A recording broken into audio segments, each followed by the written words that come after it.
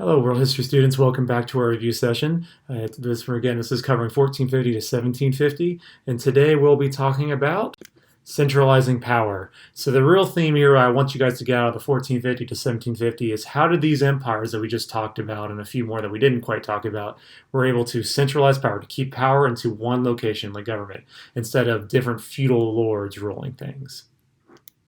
So the first big term I want you guys to know is the Palace of Versailles. And again, this is located in France, famously built by Louis XIV, and it really was a symbol of his royal power. Pictured in behind you can see this is the Hall of Mirrors. Really, the main goal of this place is when you walk in, you should be overawed by the power of the king. And where he did a lot of things, like he'd bring nobles in here from different factions around France and basically make them live in the same location for at least brief periods of time. And then they compete over small things and do dances and stuff. And really the big overall factor there is that the whole entire government is now focused solely around the French king. And this palace was so impressive that all the other European monarchs would look at it, and it was very common for Versailles to be the place for a lot of international meetings and treaties whenever wars ended. And going on that theme of Louis XIV and other monarchs as well, not just Louis XIV, is the idea of divine right. So divine right means that you are appointed by God to be ruler, to be king. And remember, traditionally what happened, especially starting in the pre-1200 days with the Holy Roman Empire and Charlemagne, was that the Pope would actually crown the emperor to be king.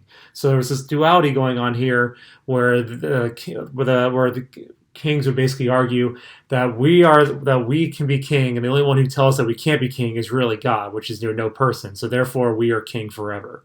And a very famous line from Louis XIV that I wrote down right here is, "I am the state." Essentially, it just means state means country. So my body, me as the person, is the most important thing in the country, and the country is as healthy as I am healthy. And one of the famous paintings here is Louis XIV. You see he's showing off his calves. Again, the idea that he wants to have a healthy, strong, energetic king. And if you ever do have a weak king, that's a sign that maybe your empire is also starting to get weak as well.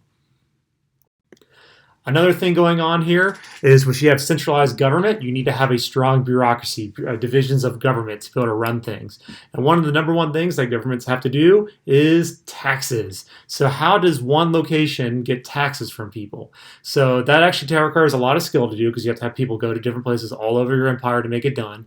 So one example of that happening is in the Mughal India and with the Zamindars.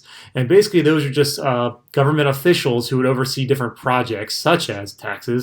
And they would go around to different places, and they'd be the ones that would make sure the government collects taxes and they can give it to the government. So the Zamindar system, very important to know. Good detail to know. Another example of another form of taxes would be in the Incan Empire with the Mita System. So they didn't actually pay with currency or anything like that. The Mita System was actually done by giving some time, a certain amount of time and service to your empire. And one of the big things that the Incan Empire was known for doing was having an extensive road system. You see here over 14,000 miles long of different roads. And if you recall, like this top right picture is showing right here, the Incas built these roads, this extensive road system, which is really, really long, and their empire was also really, really long in the Andes Mountains, without having any horses. The biggest domesticated animal it had there was like alpacas. So people would donate time and they'd build those roads.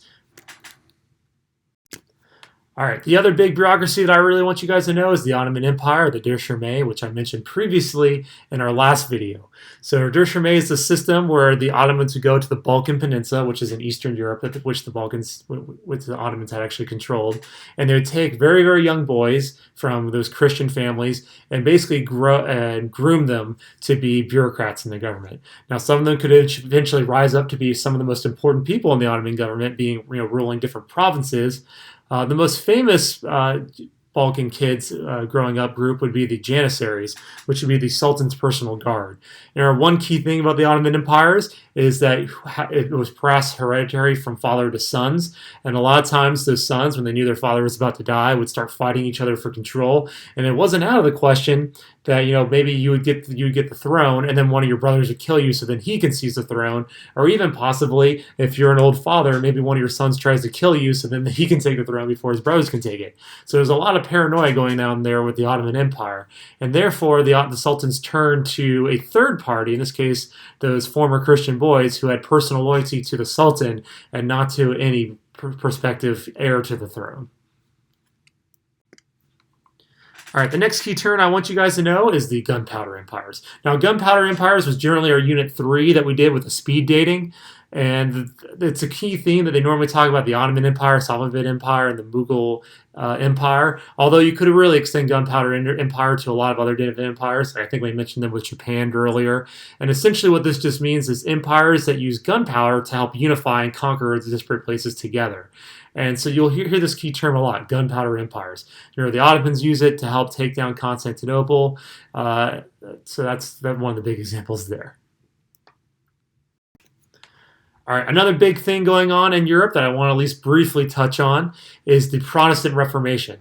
Now, one of the reasons why this Protestant Reformation is able to even happen, I would note, is the printing press. That's why I bolded this one. So please make sure you write down printing press when you're following along.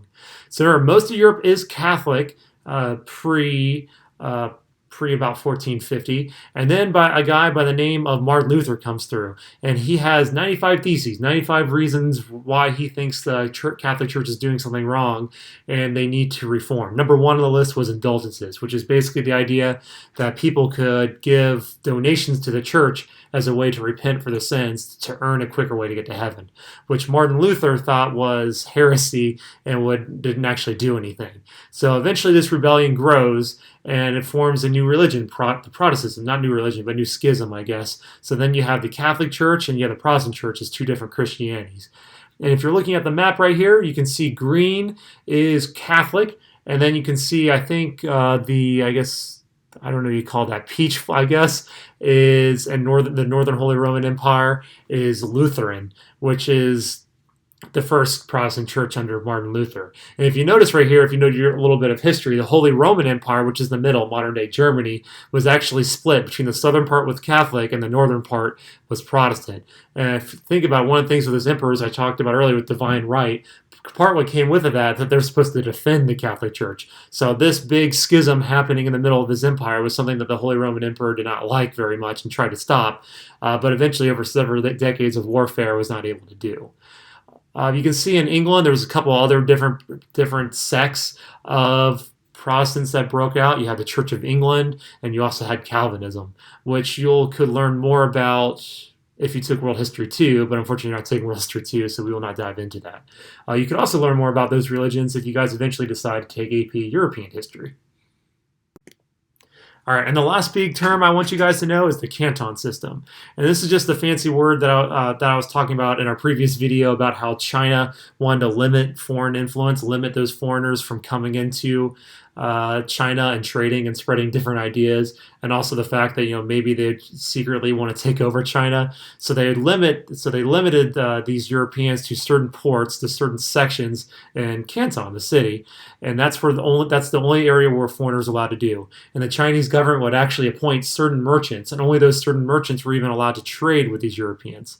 Now, Europeans hated this system because they wanted a certain more control. Also, they secretly and probably rightfully argued that they weren't getting as good of deals on their trade goods that they otherwise could have gotten. But Europeans didn't really have any trade goods that the Chinese government really wanted, and the Chinese government was pretty strong, so Europeans pretty much had to deal with it. And it wasn't until, again, the I think 1830s is when they finally found one product that they were able to trade, and that's opium. But we'll talk more about that later because that is after 1750. All right, take care, guys. Stay tuned for our next episode.